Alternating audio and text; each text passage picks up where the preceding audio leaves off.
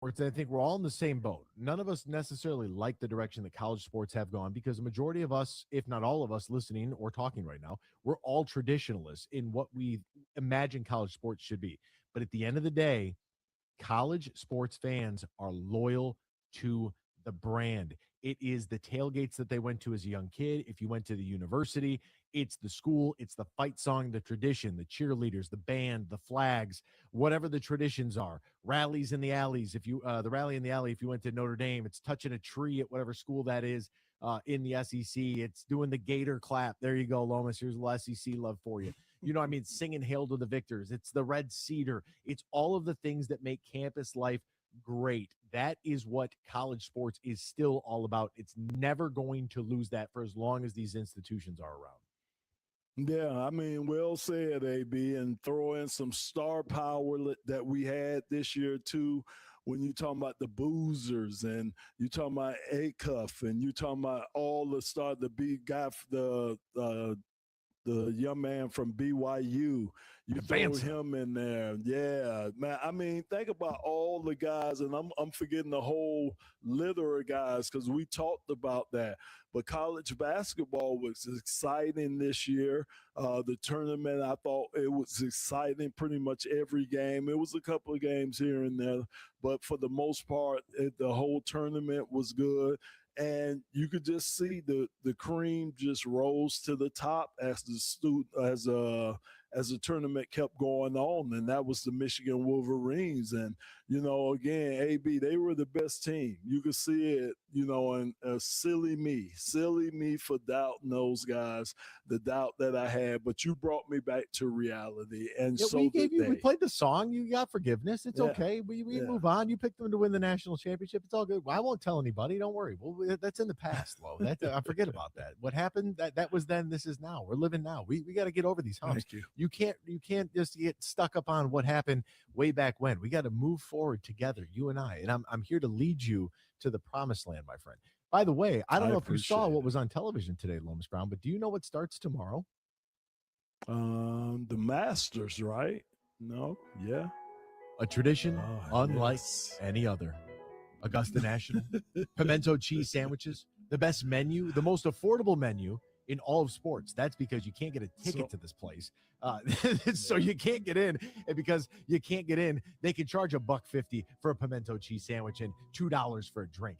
But Augusta National will take center stage once again. The Azaleas, Amen Corner, Hogan's Bridge, 15, Firebird, Firestone, fire something. Fire your ball right in that water. That's what you'd be doing. 16, where Tiger Woods made that incredible chip in. Oh, the memories. I don't know why they have Jason Kelsey there today. I don't know what ESPN's doing. They're doing too much. This is the Masters. They put all that other stuff aside. They stop doing all the ESPN regular stuff there. Just show the golf tournament. Give me Scott Van Pelt and the golf. Anthony, yeah. If it's the Masters, how about we agree you just show every single shot on Masters.com? And we don't have to go to Prime Video and then back to Masters.com and then to ESPN and then back to Masters.com. Show the golf tournament. I do not want to go all over the place. It's the Masters. It's that's why he's here. Almost that's why he's here, because Danny Cahalan is here to be the voice of reason. And he's absolutely right. I want wall-to-wall coverage from the minute the golf tournament starts tomorrow at 7:31 or whatever the first tee time is. Just put it on TV. You don't even have to have broadcasters out there. Just put the graphics on so I know who's swinging the club, and just put it on TV. I don't need Screaming Nate Smith or Dan Orlovsky or Mina Kimes or Ryan Clark or God knows who else. Just put the golf tournament on and let us watch golf. That's all I want to do. Okay. Well, for me, being the non-golfer out of us three gentlemen on this air right now, I would say my biggest question and my biggest thing that I would like to know about the Masters is, I wonder how elk tastes, because that's what Rory had on his menu, elk. I never had elk. That's my burning question about that, because that was, is it? Very okay, lean. You've had it. Elk, had it. Deer, anything from that family is very, very lean and not overly gamey either. You know, that's the other thing. People are like, oh, it's a real gamey. Like, no. But you guys are out there eating skunks and squirrels and stuff. Like, come on. Have some elk, beef up here a little bit. All right, what else is going on in the sports world? We'll try to get you all caught up with all the happenings. We'll do so right now in the headlines. Big news. I have a little news flash. Let's check the headlines. No, it's real news for once. The biggest stories of the local, regional, and national news. This is huge news. I got some huge news for you, Lomas round. Tarek Skubal last night and the Detroit Tigers 4-2 losers against the Twins. Tarek went 4 2/3, 8 hits, 4 runs. All 4 were earned. Walked 2, struck out 7 through 95 pitches. 65 were strikes. And the really fun part, speaking of strikeouts, everybody who went to the plate last night for the Tigers, everybody struck out, including Riley Green. He struck out a whopping 3 times. Almost went golden sombrero on us last night. Yikes. Yeah, AB, this hadn't been good. 4-7 now?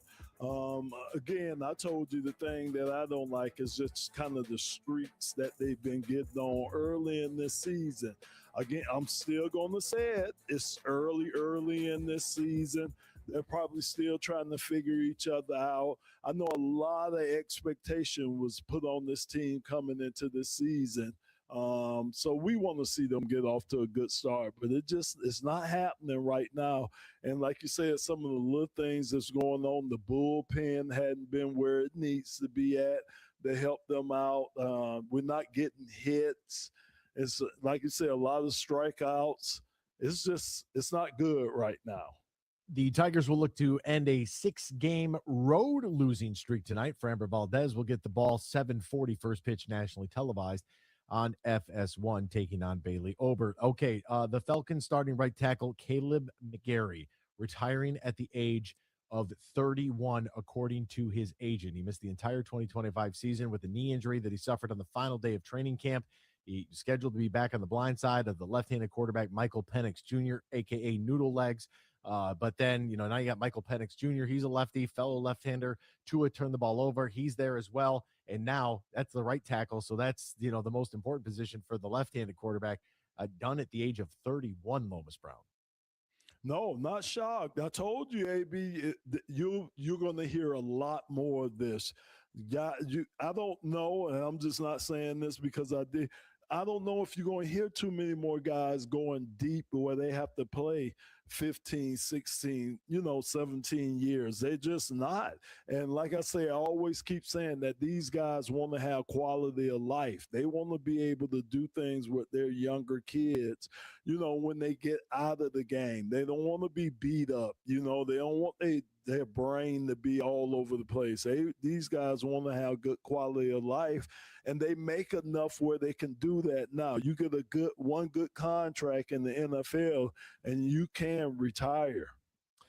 Alexander Ovechkin said in his pre-taped radio interview with the Capitals radio broadcaster John Walton that aired last night that he and his family are going to make a decision on his playing future this coming summer. His contract expires June 30th. He's 40 years old. Will he retire or play season 22 in the NHL? That decision will come this summer. And then we got some suspensions. I don't know if you saw, but the LA Angels designated hitter Jorge Soler and the Braves pitcher Ronaldo Lopez each received a 7-game suspension from MLB after the little brawl that they had. I haven't seen anybody swing with their hand with a ball in their hand, like swing the ball as if it was like a brick, but good for them. And Connor Griffin of the Pittsburgh Pirates, he has agreed to a 9-year, $140 million deal as the Buccos bring up their young star. We'll step aside when we return. A commemorative basketball that you can actually get your hands on to celebrate the 2026 National Championship Michigan Wolverines team. We're going to dive into that next here on Sportswrap. Championship teams are built on consistency, effort, and people you can count on every single day. That's exactly what Elite Diversity Staffing delivers for businesses across the country. Lomas Brown, Elite Diversity Staffing specializes in light industrial staffing, helping companies find reliable, hardworking talent for warehousing, logistics, manufacturing, and operations. The kind of people who show up on time, stay productive, and help keep your business moving forward. So whether you're dealing with high demands, tight deadlines, or just need a dependable worker you can trust, Elite Diversity Staffing makes the hiring process simple and efficient. No headaches, just results. From Metro Detroit to anywhere the work needs to get done, build your winning workforce with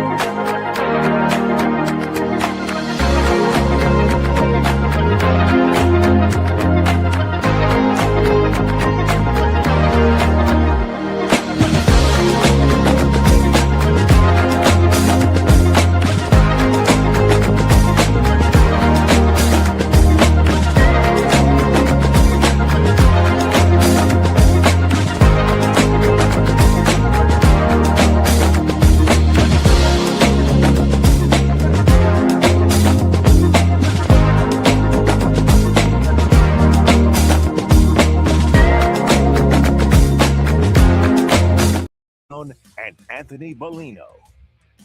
Welcome back here to Sports Wrap of the great voice of the Great Lakes, 760 WJR and the Big 1050 WTKA in Ann Arbor. Danny Cahalan behind the glass.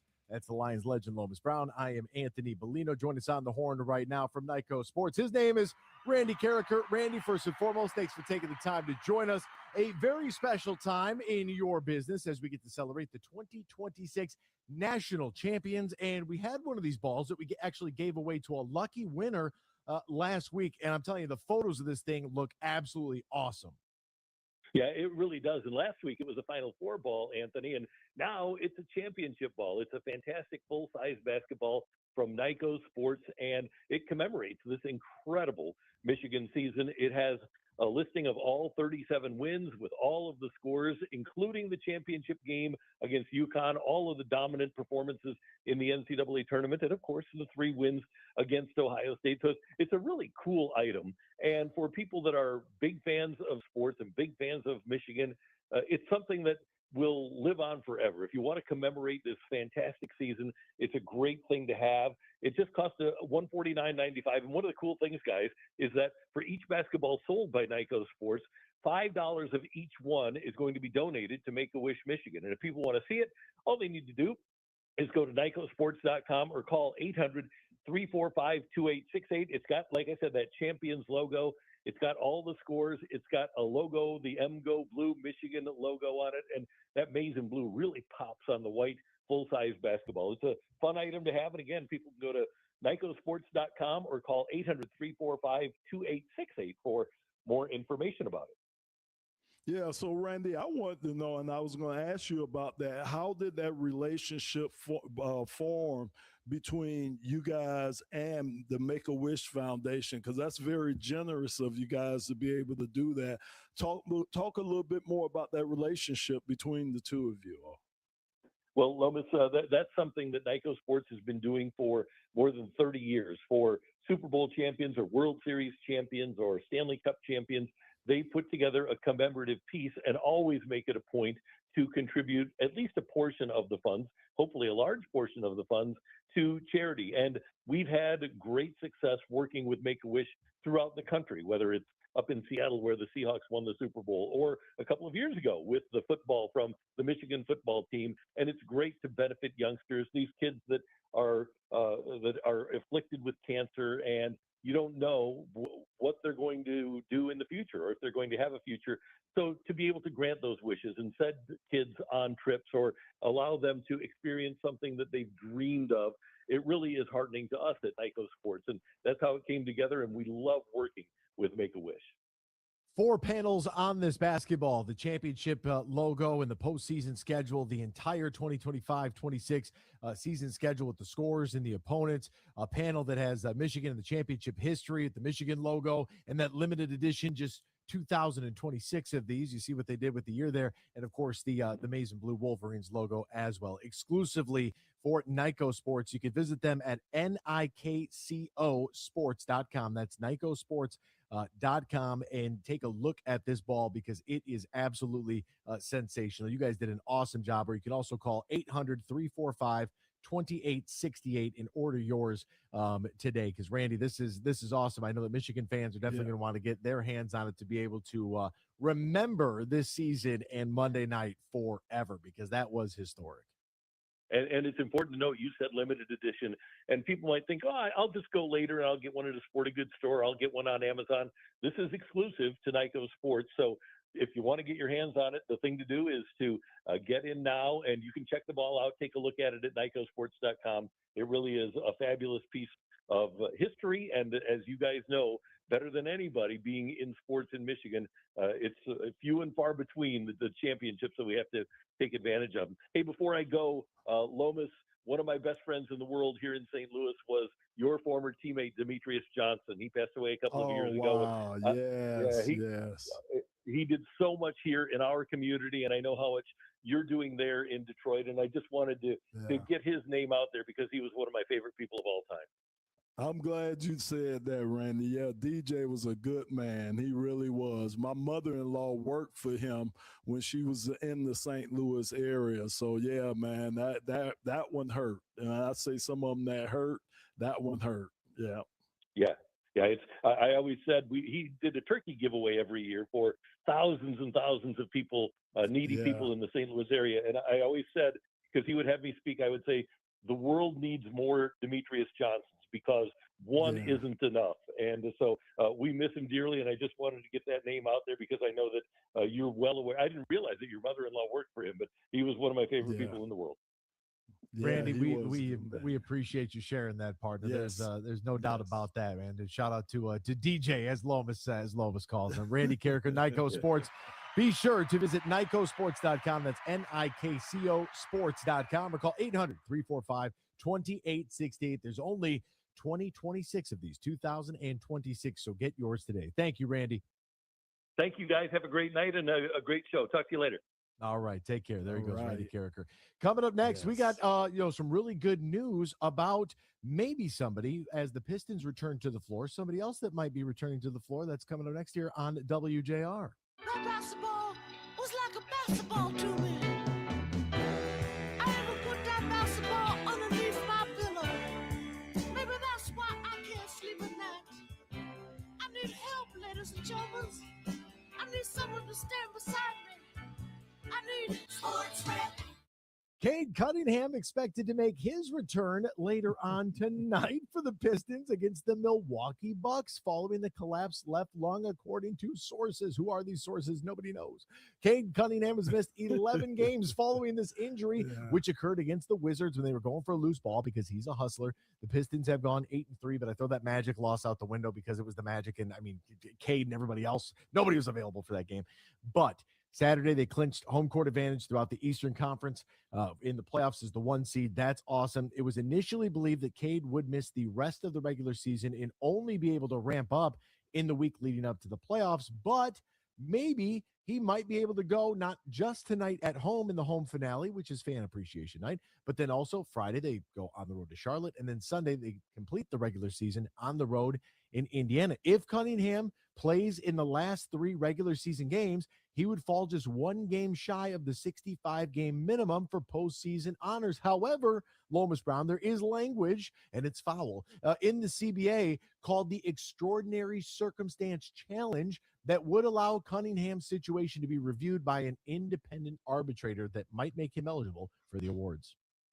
No, that would be great because, again, we know before the injury, we knew where Cade was. I mean, again, he was right in the thick of, and at some points leading the MVP race. So we knew the level that he was playing at, especially here, him with that extra effort, him diving for a ball, getting on the ground, doing the dirty things that you do if you call the leader of the team, if you call the captain of this team. You know, he's doing all those things. Unfortunately, he gets injured. Like you say, AB, that just kind of takes him out of the gameplay for these 11 games right now. For me, because they have money connected to all NBA teams where you play at, where you finish at on those, I know that has a certain ramification on your contracts, or maybe your contract you're looking to get from the team. So I understand how important it is to have one of those all NBA, you know, either first, second, or third team all NBA behind you. But man, to have him fully healthy, to have him ready to go for the playoffs, I think that's a little bit more important at this point. So I just want them to be careful, and, you know, and let's get it going, and for them to stay safe at least till we could get to the playoffs. So that's the good news, as they will take on the Milwaukee Bucks later on tonight. It is a 7:00 tip-off for this game. No Giannis, he's out with the knee injury. No Kuzma, he's out with an Achilles. No Miles Turner, he's out with an ankle. No Bobby Portis, he's out with a wrist. You know, they got their coach, Doc Rivers, talking about not coming back to coach good, get him out of there. Nobody has done less with more in their career than Doc Rivers has coaching a basketball team. It's ridiculous. I can't believe they hired that guy. Anyways, so now on to hockey. Goodness. Well, tell us how you feel about Doc. It's a sham. It's not 2008 anymore, Lomas Brown. It's 2026. Nobody has ever done less with more than Doc Rivers. Okay. Anyways, to the ice last night. Speaking of doing less, I mean, with 16.2 seconds remaining in the game and a 3-2 lead, this happens. Stop it. Puck is down. This time it's won by Monahan. Marchenko. Morenski. Fantilli. He scores! Adam Fantilli! He buried that one, and he's just tied the game for the Blue Jackets. Fantilli buried that one, buried my heart. I didn't even know what to say. I didn't even know what to say. Listen to me stutter right now, like Elmer the Fudd over here. I don't even know how to talk. So that happens to tie the game, so everybody gets a point. The team that we're tied with in the playoff race, now we each get a point. And then we have to go into a shootout because nobody can score in overtime, even though we have some decent chances. And then we go into a shootout, and then this happens. Zach Werenski for the win in Detroit. Can he do it? Zach Werenski skates in. He scores! Zach Werenski is the hero tonight in the biggest game of the year. How dare you? You Grosse Pointe native, you. How dare you do that to us in your hometown? Unbelievable. It's not just him either, AB. It's a couple of other guys from this area that's on their team. So they look like baby Red Wings because there's so many guys. I think there's like 3 guys on the Columbus team. But, hey, man, that was just heartbreaking. It's almost kind of how this season has been going ever since can we, like, skip the All-Star games, or can we skip anything that disrupts our hockey season? Because I'm telling you, man, every time we take a long break or we get a break, it just seems like we go on break. And we, what Bernie Mac said, Don't break, we go on break. I know. I know. Easy AB. there, big fella. I know. This is live radio here. Dan, get that dump button ready if he's talking about Bernie Mac. Oh, I was ready. What I'm saying. The Wings will be back tomorrow against the Flyers at 7:00 for another game that they can't afford to lose. Here we go. All right, let's step aside when we return. A Michigan native who did his GA years under John Beilein at the University of Michigan and now patrols the sidelines for the Ohio University Bobcats. The coach, Kyle Barlow, he'll join us next to recap everything that happened in the NCAA tournament. Plus, did the committee and the powers that be try to slide some news in on Saturday about expanding the tournament? We'll get the latest next here on Sportswrap.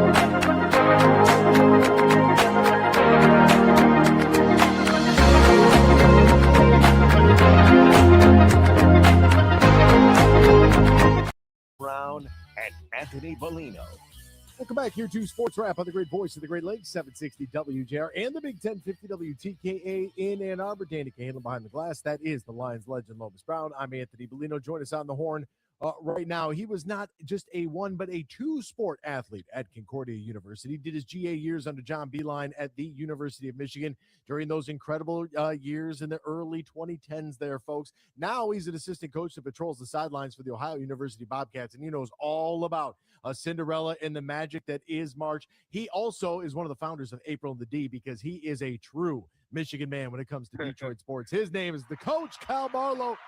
Coach Barlow, welcome back to the program, my friend. How are you? How's life? How are things, partner? Fantastic, man. Fantastic. Thanks for having me on.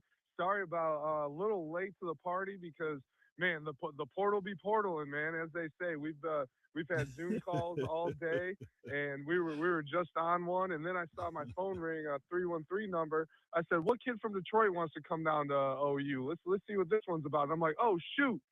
That's Lomas calling. I got to answer that." That's the most prized recruit we have right there. That's the number one recruit on the books. Lomas, we got to judge. Like, just tell me, can you give me 6 to 8 points and 5 rebounds on the block? We got to judge who'll clear your waiver.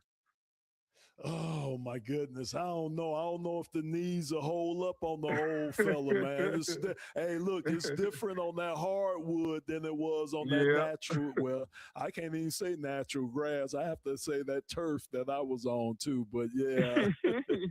You guys were playing on a parking lot with carpet out there. You're talking about natural grass. Let's roll this out in Pontiac. That'll be fun. Yeah, good luck with that. A little road rash out there, a little DNA out there on the field. Hey, Coach Barlow, what is the status? Because I feel like in all the hoopla that was the Final Four this weekend, I know that you were there on the scene, boots on the ground, as we like to say, with some good recon work there. But what was the status of this like Saturday news dump of an expanded NCAA tournament? What can you tell us? What is known about this thing trying to go from 64 plus the first 4, which is up to 68 teams, to now 76? Yeah, it's the first of many steps that, your high major programs are trying to phase out all of the mid-major programs, and what makes March so special. And as you know, as you both know, like, it's all about greed, right? It's all about that hand in the honey pot, trying to get a little more money here and there. But I don't know if it's actually going to happen. Like, that's been floated around. I know there's a lot of important people in important positions who are against expansion. So I really do hope that holds out. Like, what do you guys think? You think it would make it more or less interesting with the more teams? Well, for me, AB, and like you said, Coach, it comes down to, we know it's dollars and cents. I always tell AB that they don't make decisions now based on traditions or, what's right for the universities or what's right for the conferences. They make it's decided on the money. And that's what I think just drives all this expansion. And, it's hard to say that it's not going to happen because the higher beings want to make this happen. And you're right. Like, something we always used to say, if it don't make dollars, it don't make sense. Right. And I think it's going to make dollars, so it might make sense to some. And for me, Coach, the thing that bothers me about it is what you exactly said. Like, this isn't to get, more Cinderellas into the tournament. This is to get Bruce Pearl's kid into the tournament with a mediocre sub 500 Auburn team. Like, that's what this is for. Yeah. This is to get more of the middle of the road or sub 500 major conference teams in. And I don't like the idea of expanding it. I think it opens the door too much. I think it's special the way that it is. I don't even like the first 4, to be honest with you. 64 is fine by me, but the Dayton crew, like, that's cool. And now they're floating out. If they do this, then they're going to have all of these other teams, which means you have to have a separate site outside of Dayton. Where would that be held at? So I don't know, man. I don't like any of it. Other than when Michigan was in the first 4 a number of years ago, and then this year with Miami, like, I have no interest in those games. I mean, it's Prairie View versus Coppin State, or it's like those, like you said, those Big Ten teams or whoever who has losing records in conference playing each other, or Texas. They were in there 2 years in a row as well. Yeah. So, Coach, if we just don't look at the total picture and we just get it down to the MAC, What's your thoughts on the conference and what they accomplished this year? And you got two MAC teams in to the dance. Just where's the state of the conference at the MAC conference? You know what? It's kind of a twofold question too, Lomas. Like, I think this year was a historic year for the MAC. You know, the first time that the MAC had two teams in, I believe since 1999, and I'm pretty sure that was Eastern Michigan's year when they were in as well. Or no, that was Wally Zerbiak with Wally's Miami World. as well. So yeah, it kind of came full circle. And then in the mid 90s, they had multiple bids when you had guys like Earl Boykins in the league at Eastern Michigan, and the league was really good. But so I think it was a historic year for our league, especially in the last 10, 15 years in recent memory. But also, I think on the other side of it, you see how hard it is to get two bids in this. It took a team going 31-0 in the non-conference to get two bids, and then they sent them to Dayton. Like, hey, you were just the best team all year. You didn't lose a game all year, and you still have to go to the play-in. And I'm glad they won because it kind of proved that they belong. But if you ask a lot of people, the best team in the MAC was Akron for a majority of the year. And you know, and I think it's tough. Like, the MAC hasn't won a game since when, Bellino? When do you remember 2021? Who won that game? Who was on the sideline? If I'm not mistaken, I believe that the man we're discussing this with, this topic, you and your boy, my boy, Coach Bowles. He doesn't know me, but I mean, I feel like you should know me. And I believe you beat up on my friend Tony Bennett out there in Virginia. Yeah. I was gonna say your boy. That's all you gotta say is just your boy.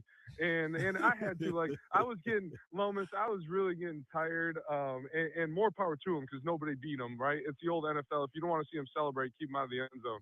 I was getting really tired of the social media from Miami because they are our rival. But they were dancing and they were talking their stuff after every win. And I had to tweet once both Akron and Miami lost. I said, Who's the last team to advance the round of 32 in the MAC? I said, ask Rock. Who's the last team to advance the round of 32 in the MAC? And I just kind of left it out there. You know what I mean? But it was a historic year. But I think we've seen how far or how hard it is for that to happen and how perfect you have to be. Yeah. So that was on the MAC side that Lomas has. So I'll go with the Big Ten side. The Big Ten, 9 teams in, 6 get in. What was it? 6? Yeah, 6 into the Sweet 16.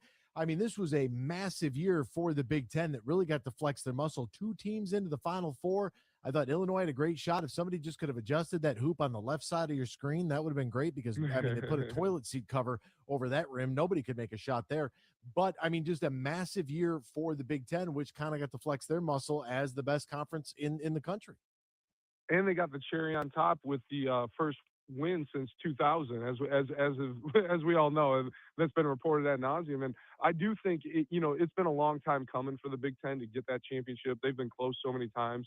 You know, we were there in Louisville. I think that was the last kind of evenly matched game. Like, I thought us and Louisville were pretty even. I thought we should have won that game. It's still one game. Like, I watch back every game. Obviously for film and for recruiting purposes even, and breaking down film. That's the only game I've never rewatched was 2013 National Championship against Louisville because it hurt so bad. Like, I thought we were going to win it. I thought we were the better team. But anyways, my point is, like, the Big Ten has run into some juggernauts. Like, Purdue ran into that UConn team that was a juggernaut in 2024. Michigan State in 2009 ran into that juggernaut who was UNC, like the Tar Heels in Detroit. And then even Michigan's last title game appearance in 2018, that Villanova team, they had a dude coming off the bench giving you 30. Like, so I think this time the roles kind of reversed, and Michigan was that juggernaut, the way that they averaged 91 points in the first 5 games of the NCAA tournament, the margin of victory being the highest margin of victory, I think, of all those teams that we mentioned throughout the tournament. So I think it's been a long time coming, and I think it is because of the gauntlet that the Big Ten had to go through. I mean, 6 Sweet 16 teams, as well as like Illinois being in the Final Four along with Michigan. Like, I think it goes to show like how good that conference was this year and how it finally paid off with, shoot, they look like the Monstars. When I was there in person, Bellino, they look like the Monstars out there. When you start Yaxel, Morez, and you got Mara, like, oh my goodness, who took Charles Barkley's talent? Yeah, who took Charles Barkley's talent? Yeah, but Coach, we do know that some of this talent too now that we've seen throughout the whole country, this year, a lot of this talent too comes up from lower or mid-major teams like you all. So do you think it should be something put on there to where if a player transfer up, there should be that you guys should get compensated? Because again, you guys are losing a lot of good players. They may not be star players, but they're players that seem like they get on teams and play star roles when they're on those teams. So what do you think you guys should be compensated? Absolutely. And if you look at the blueprint of our sport right now, we're much closer to the professional model than we've ever been. And it's night and day different from the amateur model that we grew up with. And I'm saying all of us grew up with that model. And so I do think if you look at any professional league in the world, you look at the transfer system in soccer, which Bellino can educate us on that, or as they call football over there, because he loves that sport more than anybody. But like there is compensation attached to that transfer, and there is free agent like compensatory picks like in different leagues, even if a team just outbids you for somebody, right? In the MLB, if you lose a tier 1 free agent, you get a comp first round pick. And so there's a lot of different things out there that I think should happen. The problem is when the floodgates open, Lomas, it's been so unregulated that there was never time to develop a really good plan. And I think we're trying to do it once the toothpaste is already out of the tube, which is extremely hard to do. Yeah. And I'm glad that Lomas brought that up because Portal Combat, some people call it Mortal Kombat. We call it Portal Combat. That began Tuesday at 12:01 a.m. Did everyone overreact to Michigan's portal success? I wouldn't say overreact. I think it was more just a sign of the times. Like, hey, here's where we're here at, or here's where we're at here at this day and age in 2025, 26. What I don't think gets enough credit is how they evaluated the players and fit and built a team, not a roster. Like, there are teams out there who spent more money than Michigan, believe it or not. Don't let Ohio State and Michigan State fans hear that because they're not going to like that. But there are tons of teams who spend more. Michigan just did a better job of blending the talent together and building a team. And I really think that's where you got to credit Dusty May and the staff. Like, they had a vision. Like, even me, bro, this time last year, they got Morez Johnson, Adi Mara, and Yaxel to commit within like a week. I'm like, you just took 3 5-men. Like, how is that going to work? And then I didn't know that they had Monstar Ball in mind. And I was like, oh, okay, now I see how it works. Hey, basketball, we're just going to get the tallest guys out there and make teams try and score over us. It turned out to be a very good plan. So, yeah, I think it is a little talked about too much. Like, the whole bought versus built, like that doesn't exist anymore. Like everybody's bought. Like there's nobody, even if you have a really good freshman that you've developed, and he's going to be a freshman or a sophomore, and he had a good freshman year, like you're going to have to pay that kid to come back. Otherwise, you got people in his ear, agents in his ear, telling him you got to go somewhere else if they're not going to pay you what you're worth. So do you think that's the biggest challenge for coaching staffs today? I mean, is it navigating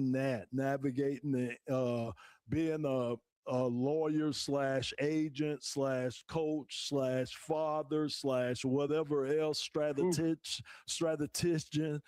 just everything that comes with being a coach these days? Do you think that is having a big effect? That is the one challenge that's facing the coaching staffs. I really do, Lomas, and all that stuff is what people like perceive about our jobs, and you're exactly right about all those perceptions, and I'm glad you threw dad and father in there because that's important to me as well.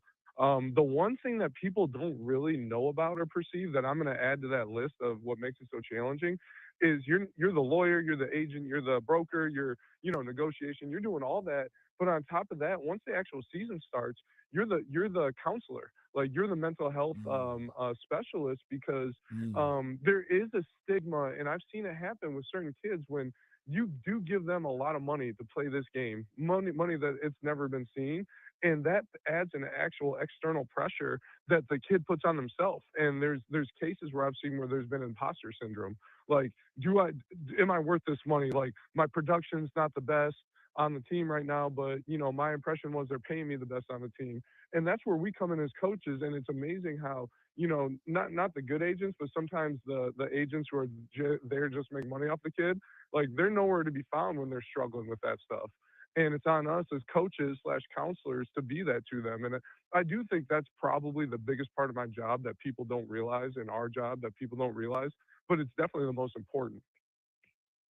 I'm glad you said that. And you said father in Lomas, just so you know, Coach Barlow does have 2 little ones at home, and he makes a mean smoked Gouda cheese dip that he just forgot. He just didn't bring it on the road with him this year. Terrible. I'm never going to forget it.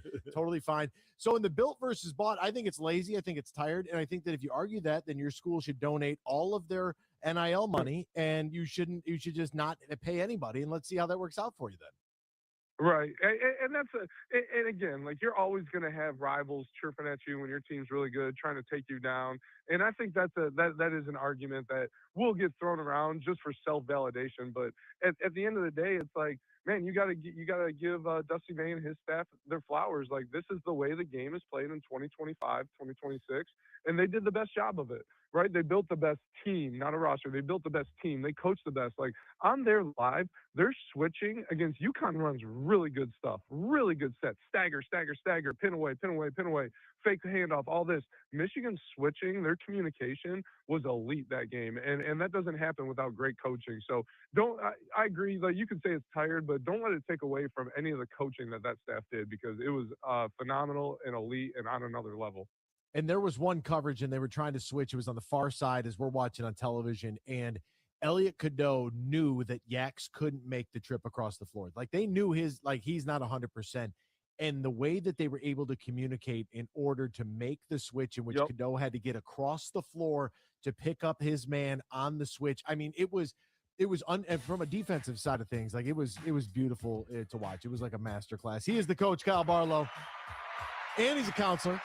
And he's a father and an agent, a lawyer, an attorney, and a broker, and all of that. And Coach Barlow, man, we can't say thank you enough. And best of luck here in the portal. Go get after him. Hop on a Zoom or something. Appreciate it. We'll see you, Lomas. Thanks, Coach. Oh, man, he is great. Man. I know, man. And like you say, man, they're in it. It's like you say, portal combat right now. So those guys are right in the thick of everything. They're trying to land these big recruits. They've just guess what Dusty May did, AB? He laid out the blueprint. The blueprint has been laid out. Now we'll see if all these other people can follow. For the great Lomas Brown, I'm Anthony Bellino. That's Danny Cahalan. We'll see you tomorrow and do it all over again. Same time, same place on the great voice of the Great Lakes.